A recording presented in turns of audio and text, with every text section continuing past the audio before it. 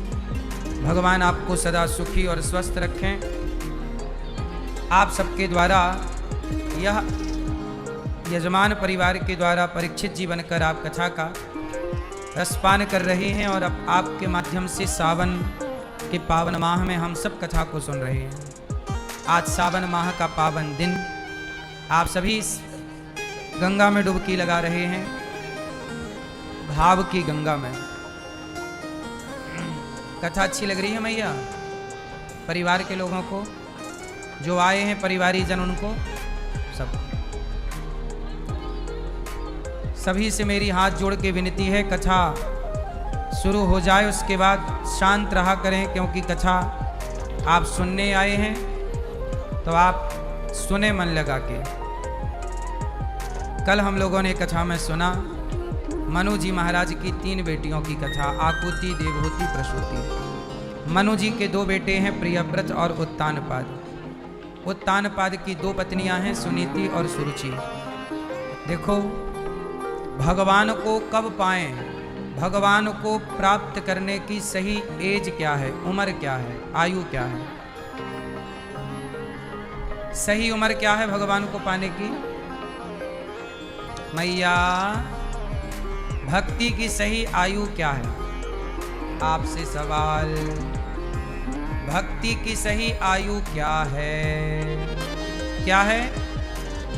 जोर से हैं? भगवान को पाने की आयु,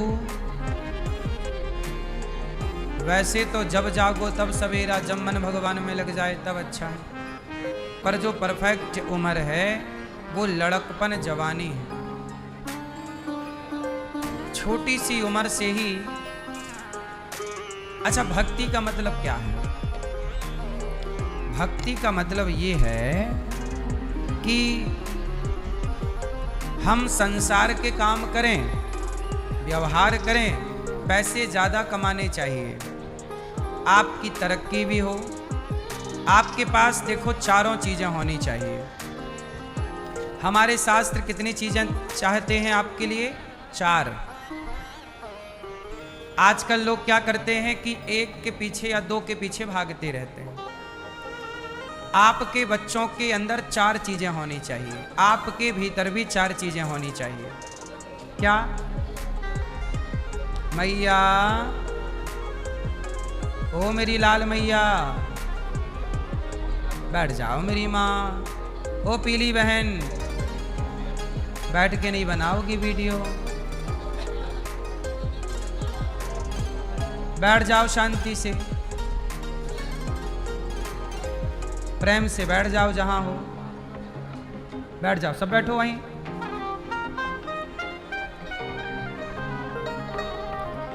सबके भीतर कितनी चीजें होनी चाहिए?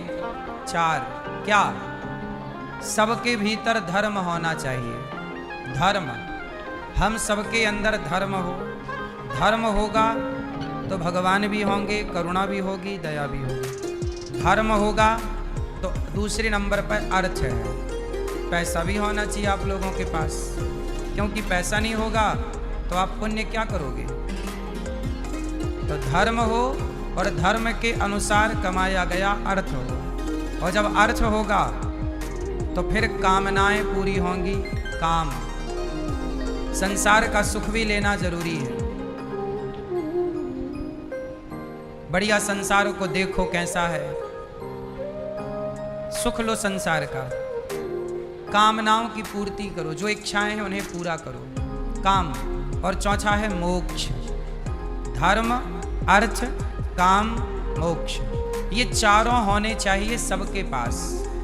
आपके पास धर्म भी हो, धर्म के रास्ते पर चलो, अर्थ भी हो, पैसा भी आपके पास होना चाहिए। हमारा देश कभी गरीब नहीं रहा, हमारे यहाँ धर्म है। इसका मतलब ये नहीं कि हम धन नहीं कमाना जानते या धन से उपयोग करना नहीं जानते। हमारा देश ही पूरी दुनिया में सोने की चिड़िया कहलाता है। जहाँ डाल डाल पर सोने की चिड़िया करती है बसेरा, वो भारत देश है। तो भारत देश तो सोने की चिड़िया, हमारे यहाँ धन की कमी नहीं है, परंतु हम लोगों के पास धन कौन से नंबर पर है? दूसरे नंबर। पहले क्या है? धर्म। बच्चों के अंदर क्या होना चाहिए? बोलो जोर से, क्या होना चाहिए? धर्म। हमारे बच्चों के अंदर, हमारे अंदर, आपके अंदर क्या हो? धर्म हो। और धर्म होगा तो अर्थ आएगा। जो व्यक्ति धर्म के रास्ते पर चलता है, पैसा उसी के पास आता है। अब आप लोगों ने एक गलत मानसिकता बना ली कि महाराज जी हम झूठ ना बोलें तो हमारा बिजनेस ना चले, हमारा काम ना हो। झूठ बोलना कहाँ है? कहाँ झूठ बोलें, कहाँ ना बोलें, कितना बोलें, कितना ना बोलें? ये झूठ बोलने के लिए भी धर्म चाहिए। यदि धर्म का ज्ञान नहीं है तो आप झूठ भी नहीं बोल पाओगे।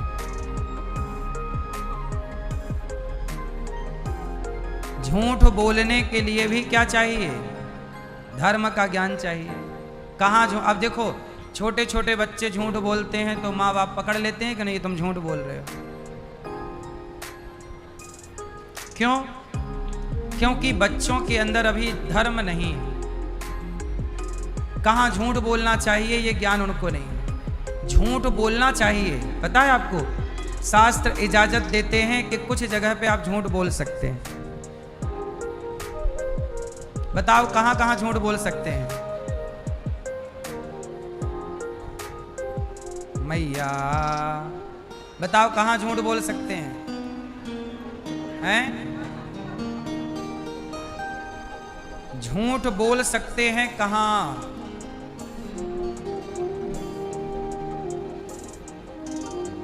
जैसे भगवान श्री कृष्ण ने झूठ बुलवाया कि कह दो कि अश्वत्थामा मारा गया गुरु द्रोणाचार्य से, जबकि अश्वत्थामा नहीं मारा गया था। तो झूठ क्यों बुलवाया भगवान ने? क्योंकि वहां पर झूठ बोलना ही धर्म था। कैसे? गुरु द्रोणाचार्य निर्दोष लोगों की हत्या किए जा रहे थे। पांडवों की सेना निर्दोष थी, पांडव निर्दोष थे। पितामह गुरु द्रोणाचार्य दुष्ट दुर्योधन का साथ देते हुए पांडवों की निर्दोष सेना को, जो खड़ी थी, उस खड़ी सेना पे बाण छोड़े जा रहे थे, सब मर रही थी। तो सैकड़ों की रक्षा के लिए एक झूठ से एक को मार देना धर्म है। बोलो हाँ। जहां एक की मृत्यु से लाखों जिंदगी बच रही हूं। जैसे हमने आपने इतिहास में पढ़ा होगा, एक हिटलर नाम का एक व्यक्ति था। कौन था? हिटलर। इस धरती का सबसे निर्दयी, सबसे क्रूर व्यक्ति था हिटलर, जिसने लगभग 1 लाख लोगों को मारा होगा, जिनमें बच्चे थे, बूढ़े थे, स्त्रियां थीं, छोटी छोटी लड़कियां। उठा के सीधा आग में फेंक देता था, जिंदा। ऐसे ऊपर फेंकता था, नीचे भाला लेके खड़ा हो जाता था। बच्ची ऊपर फेंके और भाला नीचे रख ले तो छिद जाए पूरा। कहाँ छिद रहा है पता नहीं। अब बताओ कि उस एक हिटलर को जिसने मारा होगा, किसी ने यदि मार दिया होगा, तो वो हिटलर को मारना पाप रहा होगा कि पुण्य? जो लाखों की हत्या किए जा रहा है, नरसंहार किए जा रहा है, ऐसों को मार देना पाप है कि पुण्य? ये किसी तीर्थ यात्रा से कम?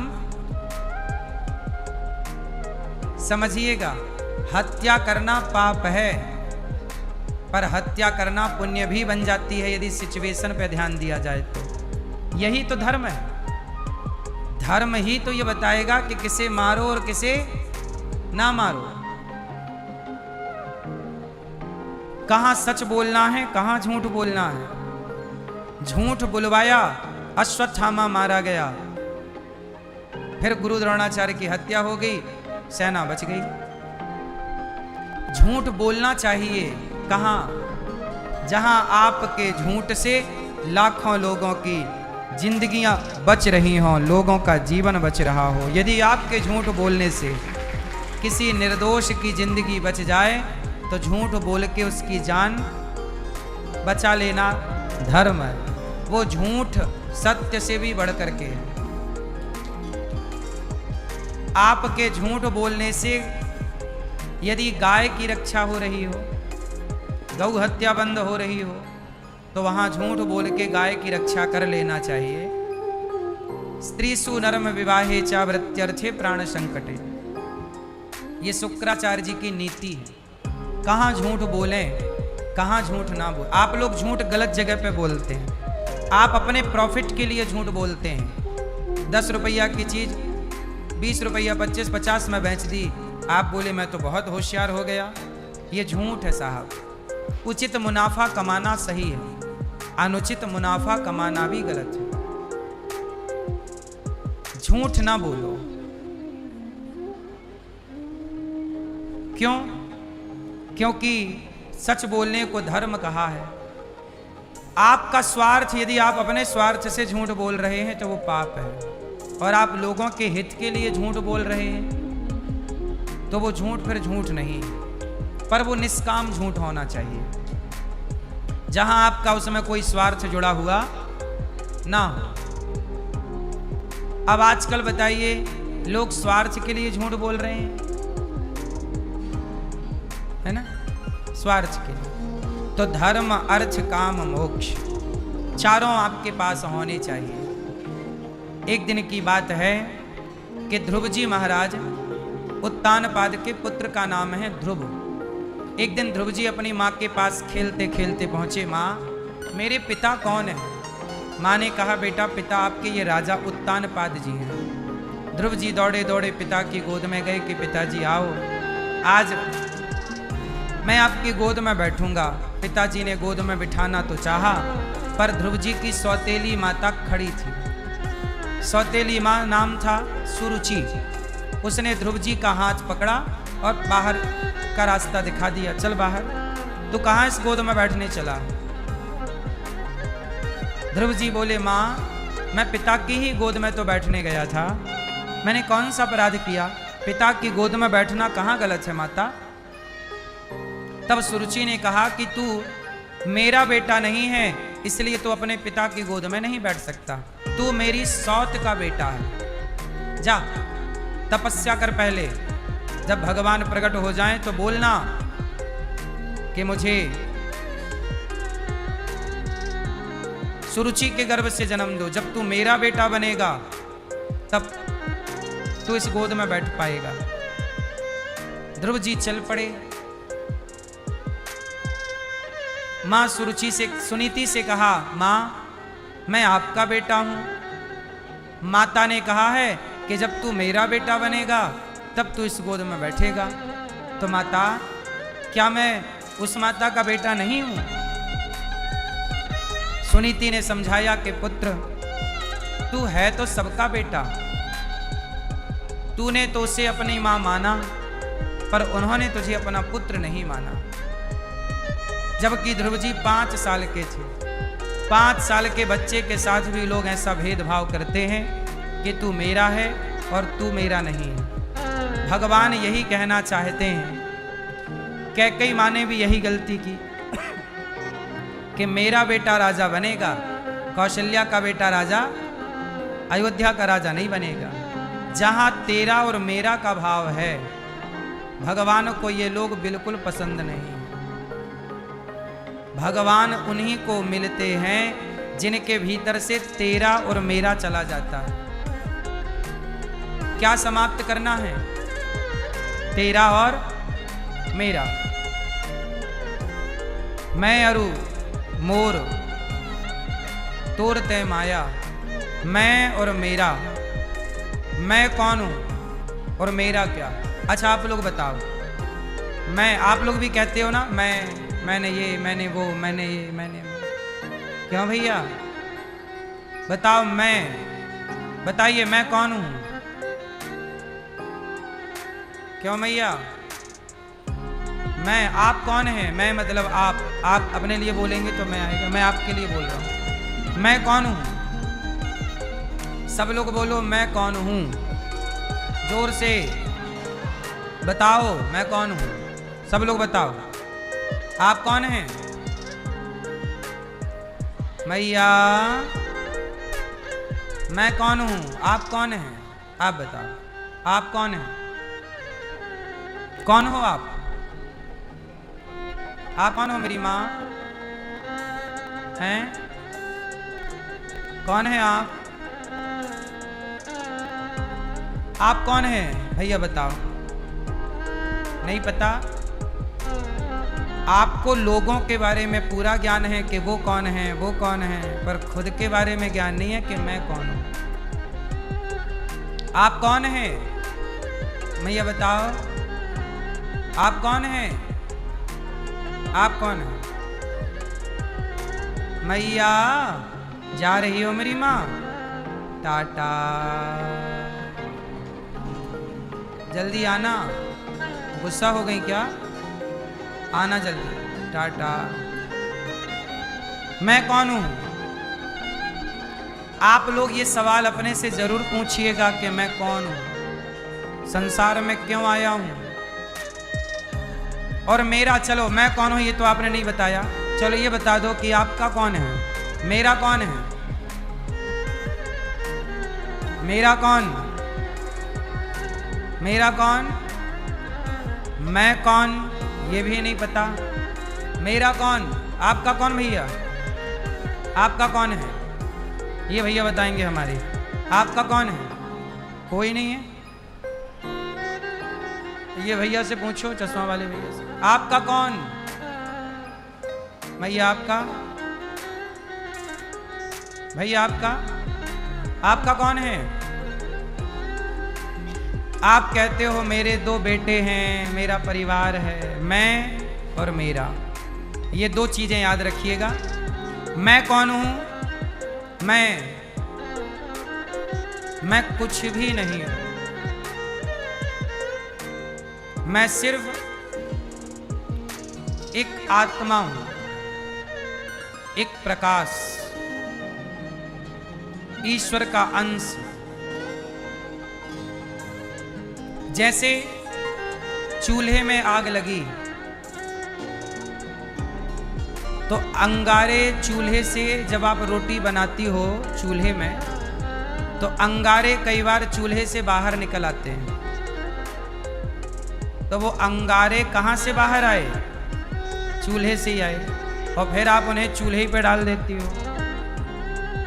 वो आग का ही तो अंश है। चूल्हे की आग में और उस अंगारे की आग में क्या अंतर है?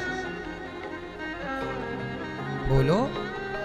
कोई अंतर नहीं, पर चूल्हे की आग में प्रभाव ज्यादा है।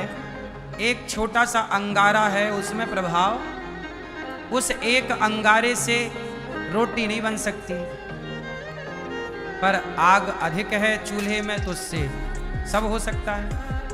उसी तरह ईश्वर तो आग का पूरा चूल्हा है और हम एक जरा से अंगारे हैं। हम आग का ही अंश है वो अंगारा। उसी तरह हम सब ईश्वर के अंश हैं। जब यहाँ से मर के जाते हैं, ईश्वर के अंश हैं, ईश्वर में मिल जाते हैं। मेरा कौन?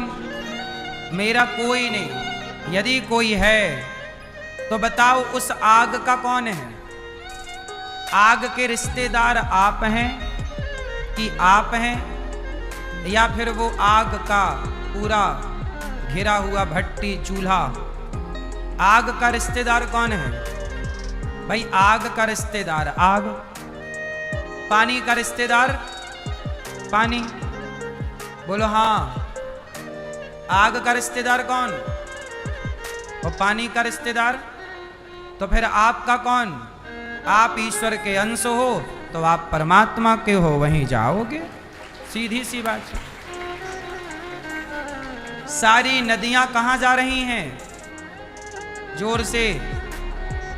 सारी नदियां समुद्र में क्यों जाती हैं? क्योंकि वो नदियां, नदियों का जल समुद्र का ही अंश है। किसका अंश है जल? इस धरती पर कहीं भी पानी बरसेगा, वो पानी किसका अंश कहलाएगा? समुद्र का। तो अंश हमेशा अपने अंशी की तरफ भागता है। नदियां समुद्र की तरफ भागती हैं, पृथ्वी तत्व पृथ्वी की तरफ भागता है। कोई भी चीज आप छोड़ो, पृथ्वी पे गिरता गुरुत्वाकर्षण सिद्धांत। क्यों?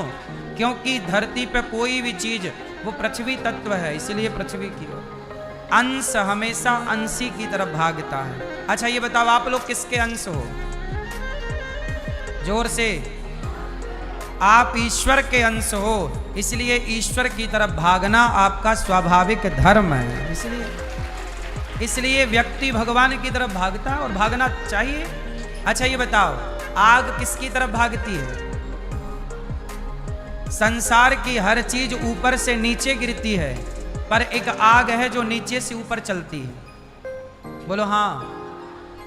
आप माचिस जलाओ तो माचिस की जो तीली जलेगी तो जो ज्योति है वो नीचे की तरफ नहीं झुकेगी, वो लौ उसकी ऊपर की तरफ जाएगी। क्यों? जब गुरुत्वाकर्षण नीचे है तो आग की ज्योति भी नीचे जानी चाहिए ना। क्यों मैया? जब गुरुत्वाकर्षण सिद्धांत कहता है कि हर चीज नीचे की तरफ जाएगी, तो आग की ज्योति ऊपर क्यों जाती है? बताओ क्यों भैया? साइंस पढ़ते होगे, बताओ साइंस का सिद्धांत क्या कहती है? विज्ञान हर चीज ऊपर से नीचे आती है। जब हर चीज ऊपर से नीचे गिरती है तो आग ऊपर की ओर क्यों जाती है? वो केवल आग नहीं, आग का अवशेष धुआं भी ऊपर ही जाता है। जब हर चीज ऊपर से नीचे गिरती है, सिद्धांत है गुरुत्वाकर्षण, तो आग ऊपर क्यों जाती है? क्योंकि आग सूर्य का अंश है। आग किसका अंश है? सूर्य का। तो जिसका जो अंश है वो उसी तरफ भागता है। पानी समुद्र का अंश है तो पानी, नदियां समुद्र की तरफ भाग रही हैं। पृथ्वी का अंश सब कुछ है तो सब गुरुत्वाकर्षण नीचे पृथ्वी में भाग रहा है। और आग सूर्य का अंश है। सूर्य का, आग का मूल तो सूर्य है, तो आग सूर्य की ओर भागती है। तो हर अंश अपने अंशी की तरफ भागता है। हर अंश अपने अंशी की तरफ भागता है। तो हम प्राणी मात्र भी ईश्वर के अंश होने से हम ईश्वर की तरफ चलते हैं। इसलिए ईश्वर की तरफ चलना धर्म है, ईश्वर की तरफ ना चलना अधर्म है। ये साइंटिफिक है, ये वैज्ञानिक पक्ष बोल रहा हूं मैं आपको। आध्यात्मिक पक्ष तो है ही, पर मैंने विज्ञान के तरीके से भी आपको ये सिद्ध किया कि हम ईश्वर के अंश हैं, इसलिए स्वाभाविक हम ईश्वर की तरफ भागते हैं, मंदिरों की तरफ भागते हैं, भगवान के नाम की तरफ भागते हैं, क्योंकि हम उन्हीं के। ध्रुव जी को माँ ने कहा जा तपस्या कर बेटा। चले गए ध्रुव जी। नारद जी ने मंत्र दिया, ओम नमो भगवते वासुदेवाय। खाने पीने में संयम किया। 5 माह तपस्या की। 6वें माह में भगवान नारायण हरि का रूप बना के ध्रुव जी के आगे दर्शन देने खड़े हो गए। ध्रुव जी ने दर्शन किया, आंखें खोली तो भगवान सामने। 5 माह की तपस्या ऐसी, ओम नमो भगवते वासुदेवाय का ऐसा जाप किया, गुरु वचनों पर ऐसा भरोसा किया कि ध्रुव जी जपते जपते जपते जपते भगवान को पा गए। भगवान जैसी अनमोल वस्तु को पा गए। भगवान ने कहा, पुत्र ध्रुव कुछ मांग लो। ध्रुव जी ने कहा, प्रभु कुछ मांगने के लिए तपस्या नहीं की, पर आप, भगवान ने कहा कुछ तो ले लो। कुछ नहीं। तब भगवान ने कहा कि आपके मन में राज्य की कामना थी, इसलिए आपको हम 36,000 वर्षों का राज्य देते हैं। जब ध्रुव जी घर गए तो जिस माँ ने अपमान किया वही सम्मान करने के लिए खड़ी हो गई और इस तरह तरह से स्वागत किया। ध्रुव जी 36,000 वर्षों तक राजा रहे। अपने भाइयों को, भाई के लिए यक्षों को मारा, युद्ध रोका। मनु जी के कहने पर कुबेर जी ने वरदान भक्ति का दिया। ध्रुव जी ऐसे हैं, उनका विवाह हुआ, पत्नी के संग रहे, बच्चे हुए और अंत में ध्रुव जी पुत्र को राजा बनाकर ध्रुव जी मृत्यु के सिर पर पांव रख के अंत में भगवत धाम चले गए। आज भी ध्रुव तारा बन के चमक रहे। बस ये याद रखिएगा कि भक्ति कभी मरती नहीं, भक्त कभी मरता नहीं। ध्रुव जी आज भी जिंदा है, मीराबाई आज भी जिंदा है। जो भगवान का भक्त है वो थोड़ी मरता है। ये व्यवहार में शरीर मरता है, पर कोई मरता थोड़ी है। अच्छा बताओ, मरना, लोग मरते हैं कि नहीं मरते? मरते हैं। कौन मरता है? कौन मरता है? शरीर मरता है। तो बताओ शरीर कितने चीजों से मिलकर बना है? कौन कौन? पृथ्वी, जल, वायु, अग्नि, आकाश, 5 तत्वों से शरीर बना। जब आदमी मरता है, घड़ा मिट्टी से बना, और जब घड़ा टूट गया तो क्या आप ये कह दोगे कि मर गया? अरे माटी का घड़ा बना था, टूट गया तो माटी में मिल गया। यदि उस मिलने के प्रोसेस को आप मृत्यु कहते हैं तो फिर आप कहते रहिए, पर मरा तो कोई नहीं। घड़ा कहां चला गया? माटी का, माटी में मिला। ऐसे जब आप जलते हो तो आपका पृथ्वी तत्व पृथ्वी में, जल तत्व जल में, अग्नि तत्व अग्नि में, आकाश तत्व आकाश में, और आपका अग्नि तत्व अग्नि में। जो तत्व से आप बने हैं वो तत्व उसमें विलय हो जाता है, उसे आप कहते हैं मर गया। जब आप मरोगे तो आपके 5 तत्व कहां चले जाएंगे? पृथ्वी, जल, वायु, अग्नि, आकाश। क्यों भैया? आप कितने चीजों से मिलके बने हैं? जब मरोगे तो कहां जाएंगे ये 5 चीजें? भाई हम सदा नहीं हैं, पर ये 5 तत्व तो सदा हैं। हमारे ना रहने पर भी अग्नि, जल, वायु, आकाश रहेगा। तो हमारे शरीर से अग्नि निकल के कहां चली जाएगी? अग्नि में मिल जाएगी। जल कहां चला जाएगा? जल में। अग्नि, जल अग्नि में, जल जल में, वायु वायु में, पृथ्वी पृथ्वी में, आकाश। अब मरा कौन ये बताओ? कौन मरा?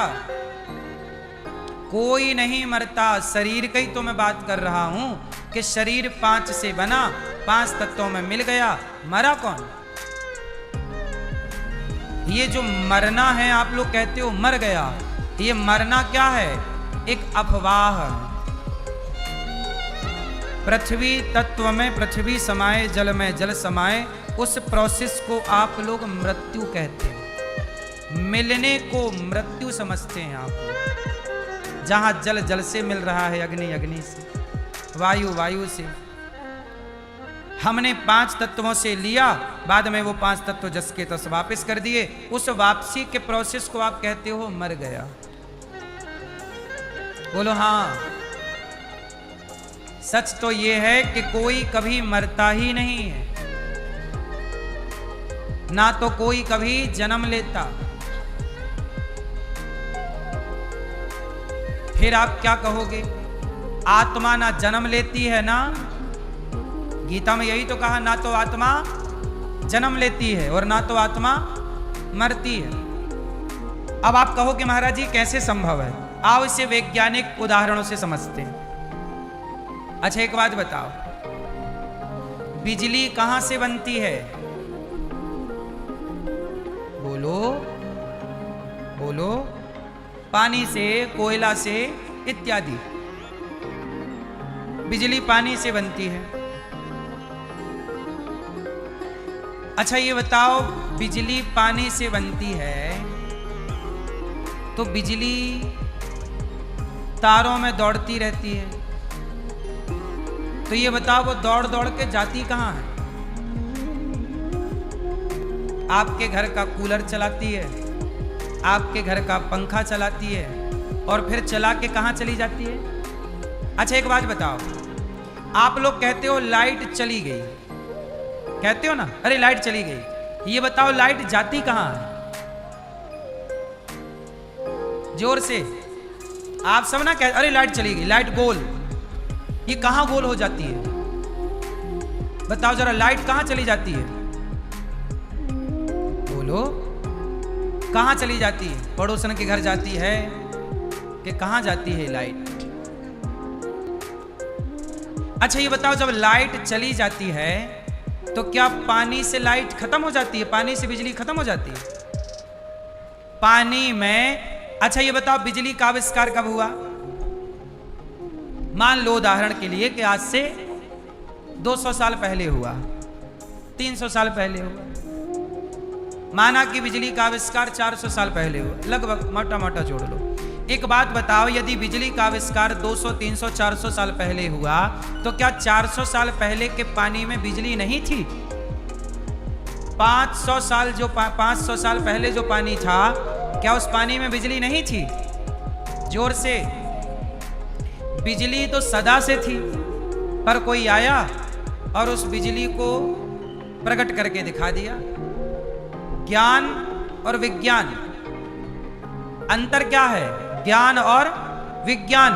कहते हैं ज्ञान होता है, पर ज्ञान को व्यक्ति जब क्रिया में लाके खड़ा कर देता है, जब दिखा देता है ज्ञान को, तो वही ज्ञान विज्ञान बन जाता है। जैसे पानी में बिजली है, ये हो गया ज्ञान। पानी में क्या है?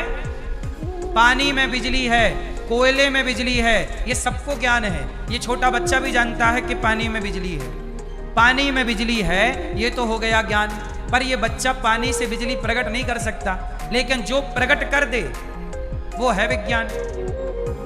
तो ज्ञान से विज्ञान। जिसने पानी से बिजली प्रकट की, तो बिजली तो तब भी पानी में थी जब वो आदमी पैदा नहीं हुआ बिजली बनाने वाला। तो बिजली तो सदा से थी, अभाव कभी नहीं था, पर प्रकट नहीं कर पाई। उसी तरह भगवान भी सदा से हैं। कोई ध्रुव प्रहलाद पैदा हो के प्रकट करके दिखा देता है, तो कोई प्रकट नहीं कर पाता। सदा से परमात्मा है, ईश्वर सदा से है।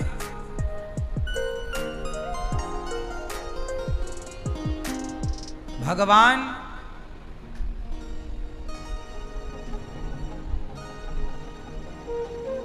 जब ध्रुव जी अपने परम धाम को गए,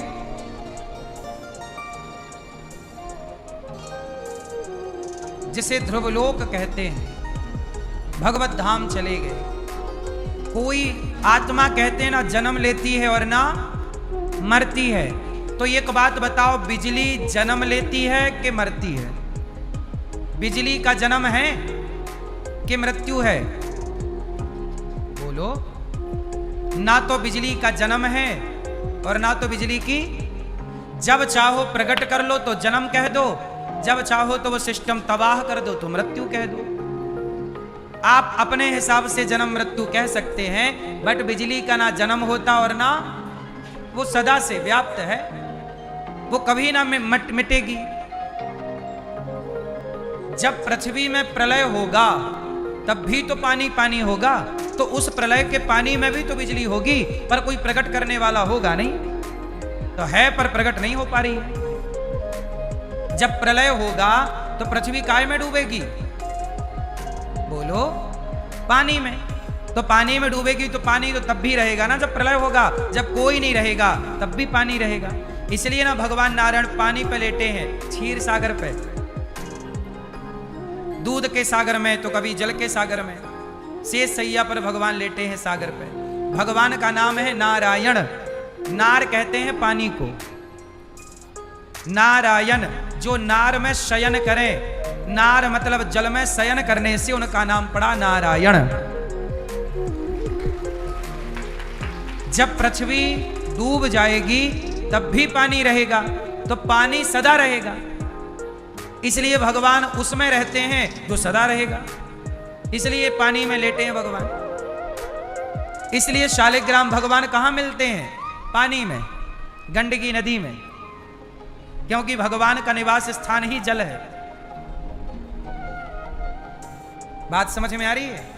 तो जैसे बिजली कहीं आती नहीं, कहीं जाती नहीं, जन्म लेती नहीं, बिजली मरती नहीं, उसी तरह आत्मा भी उस बिजली की तरह है जो ईश्वर के जहां पानी होगा वहां बिजली होगी, अब कोई प्रकट ना कर पाए। उसी तरह जब तक भगवान है तब तक आत्माएं हैं, क्योंकि ये सारी आत्मा उस परमात्मा से प्रकट हो रही है। अब परमात्मा ना होए तो आत्मा ना होए। भाई जल ही नहीं है तो बिजली नहीं है, जब तक जल है तब तक बिजली है, जब तक परमात्मा है तब तक आत्मा है, और परमात्मा अविनाशी है तो फिर आत्मा भी। इसलिए ना आत्मा का जन्म होता ना तो आत्मा। समझ में आई? इसलिए आत्मा को गीता में कहा गया है, नैनम छिंदन्ति शस्त्राणि नैनम दहति पावकः वासांसि जीर्णानि यथा विहाय। ये आत्मा अजन्मा है, अमर है, आत्मा कभी मरती नहीं, ऐसा आपने सुना भी होगा। तो ये इसी सिद्धांत पर बात की जाती है। इसका मूल आधार यही है कि आत्मा इसलिए नहीं मरती क्योंकि ईश्वर का अंश है, और जब ईश्वर ही नहीं मरेगा तो आत्मा क्या मरेगी? पानी नहीं मरेगा तो बिजली क्या मरेगी? बिजली को मारने के लिए पानी को मारना पड़ेगा। बोलो हाँ।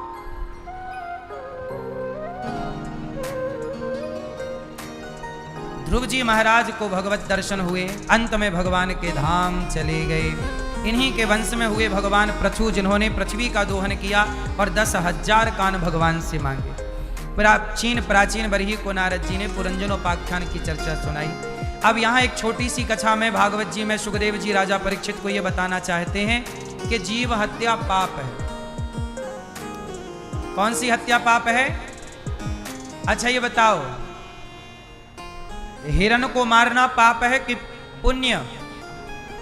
शेर को मारना पाप है कि पुण्य? पाप है। तो फिर आप लोग सवाल करते हो कि यदि जीव हत्या पाप है तो फिर राम जी हिरण का शिकार करने क्यों गए? फिर दशरथ जी हिरण का शिकार करने क्यों गए? उसी हिरण के चक्कर में तो श्रवण कुमार को बाण लग गया था, दशरथ जी का शब्द भेदी बाण। अब आप लोग ये सवाल बार बार करते हैं कि गुरुजी जब जीव हत्या करना पाप है तो फिर राम जी ने शिकार क्यों किया? दशरथ जी ने शिकार क्यों किया? क्यों मारा? भाई गलत है। तो सुनो, इसका बहुत, देखो मैं हर उत्तर आपको वैज्ञानिक कसौटी पर दूं, इसका भी उत्तर मैं आपको वैज्ञानिक पहलू से देता हूं। आप लोगों ने पढ़ाई की होगी, जो डॉक्टर बनता है तो डॉक्टर बनने वाले स्टूडेंट को चूहे पर एक्सपेरिमेंट करना पड़ता है या नहीं? जो डॉक्टर बनने चला है वो सबसे पहला इंजेक्शन आदमी को लगाएगा कि बंदर को लगाएगा कि चूहे को लगाएगा? बंदर में, चूहे में डॉक्टर लोग सबसे पहले क्या करते हैं? एक्सपेरिमेंट करते हैं। बोलो हाँ। कोई भी सर्जरी होगी, डॉक्टर को यदि सर्जरी सिखाई जा रही है, बच्चे को यदि सर्जरी सिखाई जा रही है तो वो डायरेक्ट आदमी पे ना सिखाई जाएगी कि चल ओटी में चल, तू पहले ऑपरेशन कर। सीधा उसे ओटी नहीं ले जाया जाएगा। क्यों? ओटी बोलते हैं कि ओडी, ओटी ऑपरेशन थिएटर है ना। आप लोग सब जानते हैं, हम तो कुछ जानते भी नहीं।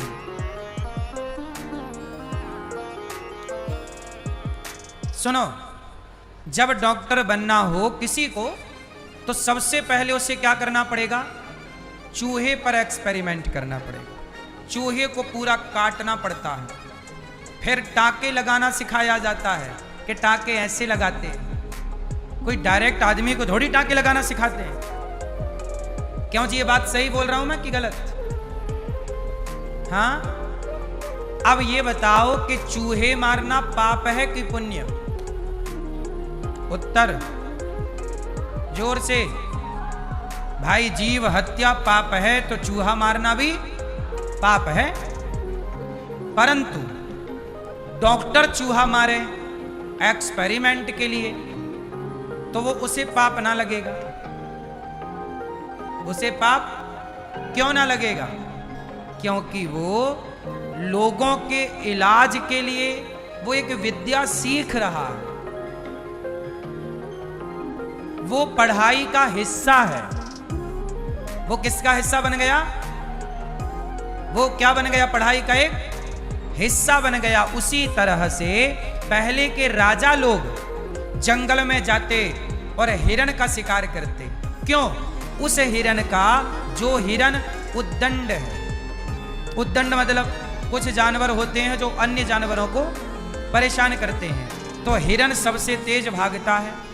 तो राजा हिरण का जब शिकार करता था तब राजा पर प्रजा विश्वास करती थी कि हाँ, हमारा राजा श्रेष्ठ योद्धा है, इस योद्धा की शरण में हम प्रजाजन रहेंगे तो हमारा राजा दुश्मनों से हमारी रक्षा कर पाएगा। तो प्रजा को विश्वास दिलाने के लिए वो राजा की पढ़ाई का एक हिस्सा था। पहले के जमाने में जितने राजकुमार होते थे, जो राजा बनने की दौड़ में थे, क्या बनेंगे ये? जो राजा बनता था उसे शेर का शिकार करना पड़ता था। जाओ शेर मार के लाओ, इससे पता चल जाएगा कि अब देखो पहले के जमाने में क्या था, आपने छावा मूवी देखी होगी। तो छावा को क्या किया कि शेर के पिंजरे में डाल दिया था। और ये सत्य था, पहले लोग शेर पालते थे और अपने दुश्मन को शेर के सामने फेंक देते थे। शेर, अब इससे क्या होगा, आपको शेर से लड़ना पड़ेगा। ये एक शिक्षा है, ये एक चैप्टर था, पढ़ाई थी, शेर को कैसे पराजित किया जाए। ऐसे ही थोड़ी कह पहले राजा कोई डरपोक राजा बन जाएगा तो प्रजा कैसे विश्वास करेगी डरपोक राजा पे।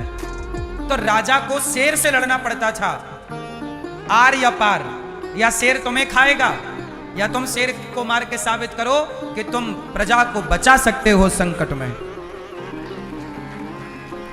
पहले तो ये पढ़ाई थी ना साहब, हिरण को मारना, निशाना देखना। अब जैसे अर्जुन से गुरु द्रोणाचार्य ने कहा कि चिड़िया की आंख पर निशाना लगाओ। अब जब चिड़िया की आंख पर निशाना लगाया होगा और बाण छोड़ा होगा तो वो चिड़िया बची तो ना होगी? बोलो कि बची होगी? जिस चिड़िया की आंख पर अर्जुन ने निशाना लगाया और जब बाण छोड़ा होगा तो वो चिड़िया बची तो ना होगी, मर गई होगी। तो अब आप कहो जी चिड़िया को मारना पाप है। हाँ, चिड़िया को मारना पाप है, हम मारें आप मारो तो पाप है। अब मैं चूहे मारने लग जाऊं, अब मैं जाऊं और एक बंदर मार डालूं तो मुझे कानूनी कार्यवाही के तहत जेल जाना पड़ सकता। मैंने बंदर क्यों मारे? ये सरकारी संपदा है। आप मोर नहीं मार सकते, मारोगे जेल जाओगे। आप बंदर मार दो तो जानबूझ के आपके गाड़ी के नीचे धोखे से कोई आ जाए वो अलग विषय है। लेकिन डॉक्टर लोग तो एक्सपेरिमेंट के दौरान कितने बंदर मर जाते हैं, कितने चूहे मर जाते हैं। बोलो हाँ कि ना? बोलो हाँ। उसी तरह गुरु द्रोणाचार्य अर्जुन को सिखा रहे तीरंदाजी। वो शिक्षा का एक अंग है कि चिड़िया की आंख पर निशाना लगा और चिड़िया जब गिरी तो उसकी आंख पर तीर घुसा तो सिद्ध हो गया कि अर्जुन श्रेष्ठ धनुर्धर है। ये उस टाइम की पढ़ाई है। सारी चिड़ियों को नहीं, ये नहीं कि अब चिड़िया मारती रहना, सारे शेरों को मारती रहना, सारे हिरणों को मारती रहना, कभी कभी कभी कभी। तो ये सिद्ध करना पड़ता। इससे क्या होता, जैसे अभी हमारा युद्ध हुआ पाकिस्तान से, तो पाकिस्तान पर जब हम भारी पड़ गए तो भारत के लोगों का अपनी सेना पर विश्वास घटा कि बढ़ा? बोलो भाई, जब युद्ध होंगे तब ना आपको पता लगेगा कि कौन कितना ताकतवर है। यदि हमारी सेना कमजोर पड़ जाती तो हमारे भारत के लोगों का सेना पर से विश्वास कम हो जाता। इसलिए सेना को आपने देखा होगा कि 12 महीने सेना अभ्यास करती रहती युद्ध का। हर देश की सेना क्या करती रहती है? ऐसे ही जैसे आज की सेना हर दिन अभ्यास करती रहती, ऐसे उस जमाने के राजा और राजकुमार सदा युद्ध के लिए अभ्यास करते रहा करते थे कि पता नहीं कब किससे युद्ध करना पड़ जाए। इसलिए वो हिरण का, समय समय पर शेर का, चिड़िया की आंख पर, ताकि दुनिया को बता सकें कि भाई ये डराने के लिए भी था कि देखो हम इतने श्रेष्ठ योद्धा हैं, हमसे पंगा। हाँ, समय समय पर ना अब देश क्या करते हैं, अपनी ताकत दुनिया को दिखाते रहते हैं। परमाणु बनाया तो फोड़ दिया, भाई हमने भी तो परमाणु बनाया था भारत ने, तो परमाणु का सफल परीक्षण किया तब ना दुनिया को पता लगा कि हमारे पास परमाणु है। फोड़ना तो पड़ेगा साहब। और सुनो, जब परमाणु का सफल परीक्षण हुआ तो उस परमाणु में कोई ना कोई तो मरा होगा। चिड़िया ही सही मरी होगी, कुत्ता ही सही मरा होगा, बोलो हाँ। आप परमाणु का ट्रायल करेंगे और सोचें कि कोई मरे ना, संभव है? बोलो। समुद्र में करेंगे तो मछलियां मर जाएंगी, समुद्र में करेंगे तो कोई तो मरेगा, क्योंकि यही प्रकृति है, आप इससे बच नहीं सकते। राम को भी हिरण का शिकार करना पड़ता है, तब ना रावण की नाभि में जाके बाण लगा। राम ने रावण को कहां बाण मारा? क्योंकि उसकी नाभि में क्या था? अमृत था। यदि अमृत नाभि ना फोड़ते, अमृत ना उसका सुखाते अग्नि बाण से, तो वो मरता ही नहीं। मार तो रहे थे, वो जिंदा हो जाता था, क्योंकि उसकी नाभि में अमृत था, अमृत कुंड था। इसलिए राम जी ने बाण कहां मारा? अब इतने ये बताओ कि जब रावण जैसे मायावी की नाभि में बाण मार दिया, इससे सिद्ध होता है कि राम अच्छे धनुर्धर होंगे। बोलो हाँ। और धनुर्धर है। अच्छा ये बताओ कि हमारे सैनिक 1 साल तक अभ्यास ना करें युद्ध का, तो ये युद्ध का क्रिया भूल जाएंगे कि नहीं? बोलो हाँ। इसलिए ये लोग खाली जगह पर फायरिंग भी करते रहते हैं। सैनिक क्या करते रहे? फायरिंग। हाँ दादा दादा दादा। बोलो हाँ, ताकि भूल ना जाए। अब रोज किसके सामने जाके मारें गोली? तो पेड़ पौधों पर कहीं बना लिया, ड्रम खड़ा कर लिया, बोरा खड़ा कर लिया, रेत से भर के दे दे दे। युद्ध का नियम समझो। अब ये बताओ, हम किसी को मार दें तो सरकार हमें जेल डाल देगी, पर हमारी सेना आतंकवादियों को मारती रहती है। आए दिन कोई ना कोई मरता है आतंकवादी। तो बताओ सैनिकों को जेल होता है? जब मर्डर करना अपराध है इस देश में, तो सैनिक भी तो आतंकवादी मारती है, क्योंकि वो सेना के लिए सही है। कुछ चीज हमारे लिए सही नहीं है, पर सेना के लिए, सुनो, एक सा नहीं हो सकता ना सबके लिए। आम अब देखो, मुझे मिलता है 50 रुपया का साबुन, पर सैनिकों को मिलता है 30 रुपया का साबुन। बोलो हाँ। कैंटीन ना उनकी अलग होती है, सैनिकों की, उनको सस्ता मिलता है। बोलो हाँ कि ना? अब आप कहो जी सरकार तो क्या कर रही है, देखो सैनिकों को सस्ता दे रही है, हमें महंगा दे रही। क्या करें? ये व्यवस्था, भेद करना पड़ेगा। आजकल लोग कहते हैं भेदभाव नहीं होना चाहिए। भाई ठीक है, भेदभाव नहीं होना चाहिए, हम भी मानते नहीं होना चाहिए, तो फिर मिटा दो भेद। फिर प्रधानमंत्री में और सरपंच में भेद क्यों होता है? मिटाओ फिर आप भेद। क्यों भैया? प्रधानमंत्री में और विधायक में भेद है या नहीं? विधायक आएगा तो आके चला जाएगा, पता ना लगेगा, पर प्रधानमंत्री आएंगे तो हल्ला हो जाएगा। उनकी सेना अलग है, उनकी सिक्योरिटी अलग है, उनका प्रोटोकॉल अलग है। क्यों? क्यों मेरी मां? आप कहते हो भेद मिटाओ, तो बताओ भेद मिट सकता है? आप मिटा के बताओ। प्रधानमंत्री और सरपंच भेद है या नहीं? ये प्रकृति की व्यवस्था चलेगी ही ऐसी। अब लोग क्या कहते हैं? ब्राह्मण, क्षत्रिय, वैश्य और शूद्र। कितने हैं? 4 हैं। ब्राह्मण क्या है? एक व्यवस्था है। क्षत्रिय क्या है? एक व्यवस्था है। वैश्य क्या है? एक व्यवस्था है। अब लोग कहते हैं ब्राह्मण, क्षत्रिय, वैश्य, शूद्र में भेद नहीं होना चाहिए। भाई जब भेद प्रधानमंत्री और सरपंच में है, तो ये भेदभाव के लिए नहीं था, ये भेद व्यवस्था बनाने के लिए है। क्योंकि व्यवस्था बनाना है तो भेद करना पड़ेगा। अच्छा एक बात बताओ, आपके दोस्त की मां आपकी क्या लगी? जोर से, जोर से, जोर से। आपके दोस्त की मां आपकी मां, आपके दोस्त की बहन क्या लगी आपकी? और आपके दोस्त की पत्नी आपकी क्या लगी? बदल गया ना? भेद खड़ा हो गया। जब दोस्त की मां मां लगी, दोस्त की बहन बहन लगी, तो दोस्त की पत्नी भाभी क्यों लग रही है? भेद है या नहीं? अब आप कहो नहीं जी भेद मिटाओ, तो मिटाओ भैया, तू ही शुरू कर फिर। क्या बिना भेद के सृष्टि चलेगी? बोलो हाँ या ना। आप मिटा के दिखाओ भेद। अच्छा ये बताओ, आपके कितने हाथ हैं? आपके हैं, पर इन दोनों हाथ में भेद है या नहीं? जोर से बोलो हाँ। आपके शरीर में ही भेद है। आपका यह हाथ जब आपके गालों में जाता है तो आप धुलते नहीं हो, पर आपका यही हाथ जब शौच के लिए नीचे जाता है तो आप धुलते हो।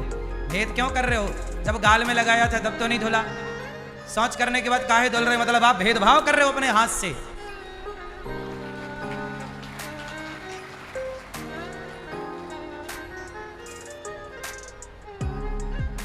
बोलो भेद है या नहीं? और ये भेद एक व्यवस्था है। बोलो हाँ। इसलिए कुछ मूर्ख हमारे देश में रहते हैं जो कहते हैं कि हम ब्राह्मण क्षत्रिय वैश्य शूद्र की वर्ण व्यवस्था नहीं मानते। अरे ये व्यवस्था है, ये कोई छुआछूत के लिए ब्राह्मण क्षत्रिय वैश्य शूद्र नहीं होता।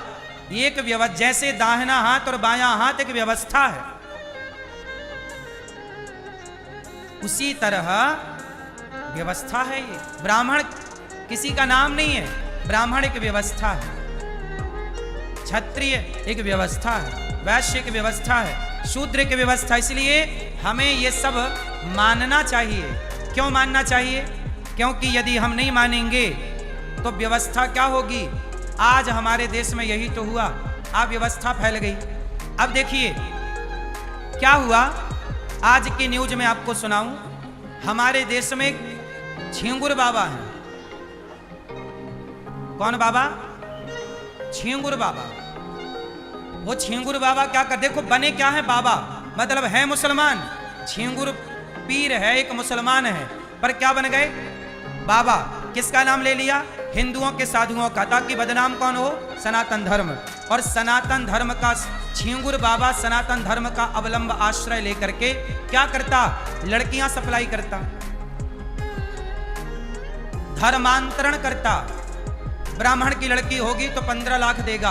और सोचो बाबा इतना पैसे वाला, उसको विदेशी फंड मिलता कि ब्राह्मण की लड़की का धर्म परिवर्तन करके वो हिंदू का मुसलमान बनाएगा, तो 15 लाख रुपया देता था।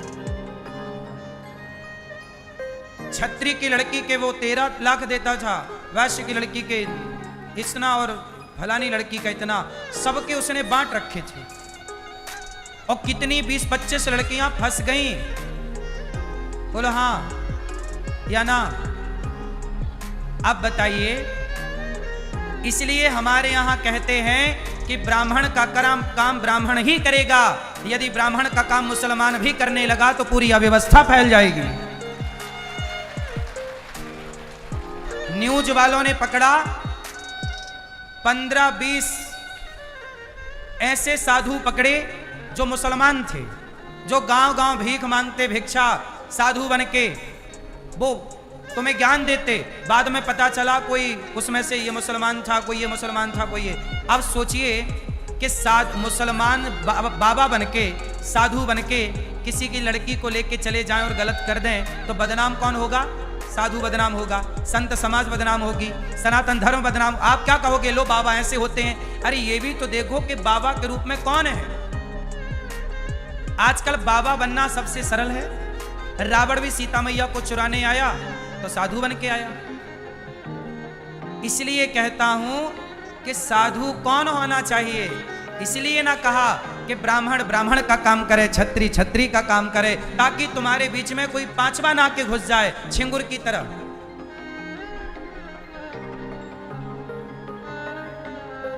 बोलो हाँ। वरना ये लोग क्या करेंगे?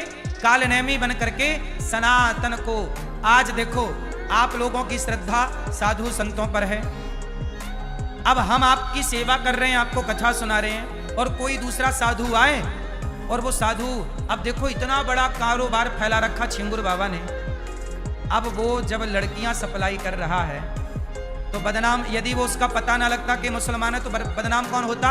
अरे बाबा ऐसा करते हैं। फिर अपने देश में कुछ लोग बैठे हैं ठेकेदार जो बाबाओं को दिन रात गाली देने लग जाते हैं, सनातन धर्म को गालियां देने लग जाते हैं। तो कर कोई रहा है और सजा सनातन को मिलेगी। फिर लोग कहेंगे कि सनातन धर्म के साधु संत ऐसे हैं। इसलिए कहता हूं कि कोई भी साधु ना बने हमारे यहां। इसलिए आपको एक बात बता दूं, आज तक मैंने ये बात नहीं बताई पर आज बताता हूं इस चक्कर में कि देखो छिंगुर जैसे लोगों को साधु बनने का कोई अधिकार नहीं है सनातन में। इसलिए हमारे यहां कहते हैं कि जो सन्यासी होता है ना, सन्यास लेने की इजाजत केवल ब्राह्मण को है और कोई नहीं ले सकता। यदि कोई और लेगा तो वो सन्यास की मर्यादा का उल्लंघन करेगा, उसका पालन बड़ा कठिन है, सब नहीं कर सकते। आप लोगों ने आजकल क्या किया, तू भी बन जा, तू भी बन जा, तू भी कर ले, तू भी नहीं साहब। सारे काम सब करेंगे तो व्यवस्था बनेगी नहीं, बिगड़ेगी। हिंदुओं का काम हिंदू करेगा, मुसलमान का। अब मैं पीर पैगंबर बन जाऊं तो बताओ, मेरे से कुछ नहीं आता, पीर पैगंबर बन के करूंगा क्या? इसलिए यदि हिंदू मुसलमान बन जाए तो भी व्यवस्था बिगड़ेगी और मुसलमान हिंदू बन जाए तो भी व्यवस्था। इसलिए आपने देखा होगा मुसलमान कन्वर्जेशन कराता है, ईसाई कन्वर्जेशन कराता है, पर हिंदू कभी किसी से नहीं कहता कि तुम छोड़ दो अपना धर्म, हिंदू बन जाओ। हम किसी को कन्वर्जेशन नहीं कर, हम कहते हैं जो थे वापसी आ जाओ। तुम हिंदू थे तो हिंदू। हम किसी मुसलमान को हिंदू क्यों बनाएं? हमें जरूरत नहीं, हमारे हिंदू कम है, हम क्यों एक बीमारी मोल ले लें?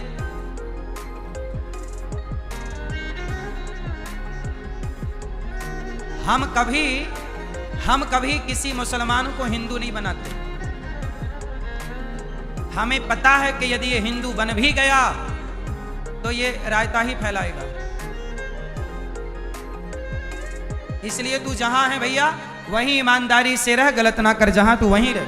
तू मुसलमान है, मुसलमान ही रह, क्योंकि हिंदुओं की विचारधारा कन्वर्जेशन से नहीं आ सकती। हिंदू की विचारधारा तो खून में होती है। अब खून कैसे बदलोगे? हिंदुत्व खून में होता है, ना कि काटा पीटी में।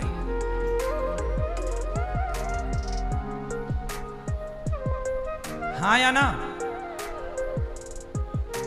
इसलिए अब हिंदू कहां से लाओगे? हिंदू तो कोई हिंदू माता और हिंदू पिता के संयोग से जो संतान पैदा होती है उसे हिंदू कहते हैं। गधे को शेर का चोला पहना दोगे तो गधा शेर ना हो जाएगा। शेर बनाए नहीं जाते, शेर तो बने बनाए पैदा होते हैं। शेर बनाए नहीं जाते, शेर तो बने बनाए पैदा होते हैं। मैं इस बात से बड़ा आश्चर्य हूं कि पता नहीं ईसाई लोग क्यों ईसाई बनाते, क्योंकि तुम्हारी ईसाई अभी कम है जो और बनाने पे लगे हो। यदि तुम्हें इतनी चिंता है, सोचो ईसाई बनाए जाते हैं, मुसलमान बनाए जाते हैं, एक हिंदू है जो भगवान के घर से बना बनाया पैदा होता है।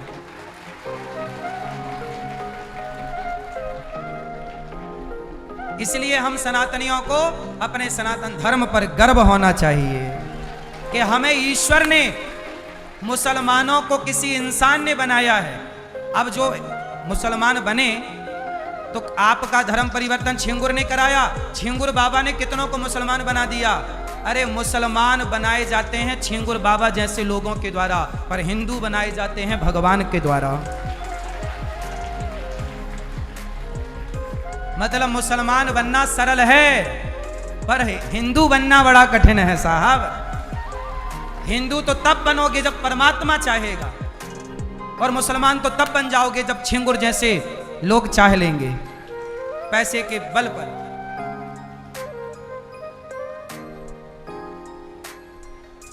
इसलिए सनातन की बराबरी कोई नहीं कर सकता,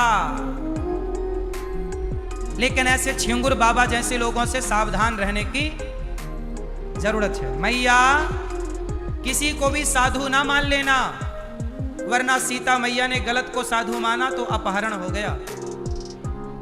तुम भी किसी को भी साधु ना मान लेना। हम तो कहते हैं कोई भी साधु संत हो, आज की जो जरूरत है उस पर मैं बोल रहा हूं कि सारे साधु, कोई भी संत तुम्हारे द्वार पर आए तो संत के भाव से प्रणाम करो, पर आधार कार्ड जरूर चेक करना चाहिए। सनातन धर्म के बारे में थोड़ा उससे जानकारी निकालो, तू क्या जानता है। क्योंकि हमारे यहाँ साधु लोग सब समझदार होते हैं, पढ़े लिखे होते हैं, वेद पुराणों को जानते। जो गायत्री ना जाने, जो हनुमान चालीसा ना जाने, वो काय बात का साधु है। तो हमारे यहाँ के साधुओं को तो पढ़ाया जाता है, परंपरागत होते हैं, उन्हें रामचरितमानस का पाठ याद होगा। ऐसे कोई भी साधु, कोई भी सेना नहीं हो सकता, कोई भी सैनिक नहीं हो सकता ना साहब। अब मैं टोपी लगा के चला जाऊं तो मैं थोड़ी सैनिक बन जाऊंगा। सैनिक बनने की एक अपनी वहां की विधि है, वहां का अपना सिस्टम है। कोई भी जोड़ी ऐसे ही साधु संत कोई भी नहीं बन जाता। साधु संत बनने के लिए आजकल क्या हो रहा है, कोई भी साधु बनने को तैयार है। घर पे हुई खटपट, चल बाबा के मठ पर चल। ले, पत्नी ने 4 बातें क्या सुनाई, बाबा जी बन गए। बेटे ने 4 लाख जमाया, बाबा जी बन गए। बाबा जी के चेला बन जाओ, साधु की शरण में रहो, साधु के बताए रास्ते पर चलो, तुम्हारा कल्याण हो जाएगा। साधु भी बनो तो एक पूरा प्रोसेस फॉलो करो। इससे क्या होगा, सनातन। अच्छा ये बताओ, भारत के साधु संत ही सनातन धर्म को नहीं जानेंगे तो इससे सनातन धर्म कमजोर होगा कि मजबूत होगा। अब छिंगुर बाबा जैसे लोग यदि सनातन की बात करेंगे तो ये सनातन बाबा जी बन के घर में घुसेंगे और बाद में तुम्हें धर्मांतरण करा देंगे, मुसलमान बना देंगे हिंदू से। बोलो हाँ। अब ये कितने आज मैंने समाचार में न्यूज में देखा कि 15-20 बाबा खड़े थे, कालनेमी नाम दिया गया उनको, कि ये लोग ना साधु बन के, गले पे माला है और बड़े भगवा कपड़ा पहने, दाढ़ी बाल बड़े बड़े, और ये सब कह रहे हैं कि साधु हैं। और बाद में पता चला कि कोई उस्मान है, कोई असीम है, कोई अब्दुल है। बात समझ में आई? बेटा ये वाला कूलर बंद कर दो, इसमें करंट है।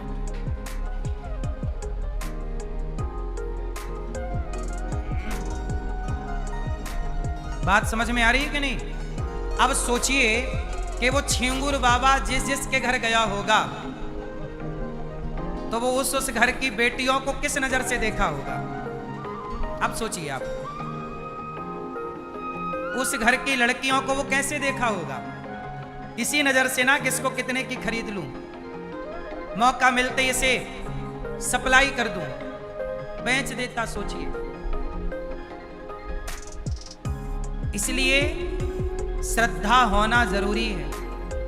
पर ये देख लो कि जो जहां आपकी श्रद्धा है वो कौन, पहले ये तो पता लगा लो कि वो हिंदू है कि कोई मुसलमान है।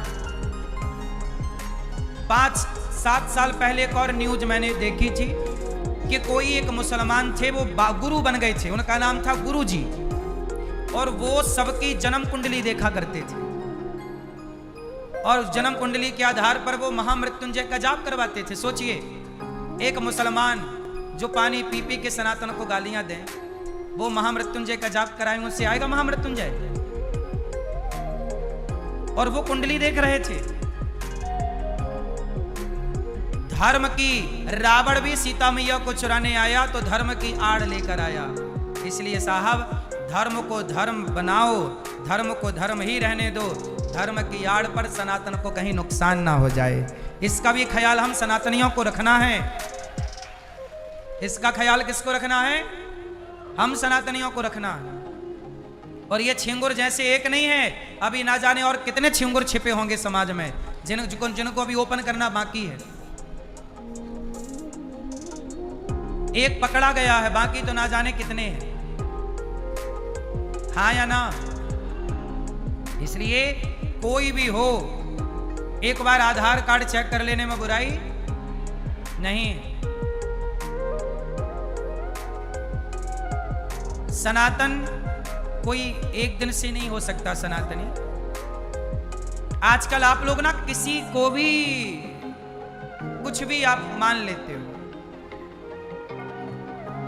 किसी पर भी नहीं लट्टू हो जाया करो मेरी मां, वरना आपकी बहन बेटियां कल को खतरे में गईं तो बाद में ना कहना कि हमें किसी ने आगाह नहीं किया, सचेत नहीं किया।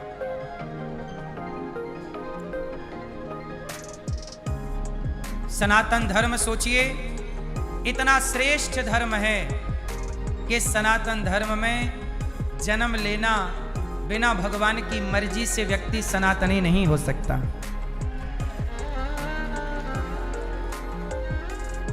कहते हैं आज विदेशी आते हैं आकर हिंदू बन जाते हैं, आज विदेशी आते हैं आकर हिंदू बन जाते हैं, राम नाम की जपते माला भक्ति में रम जाते हैं।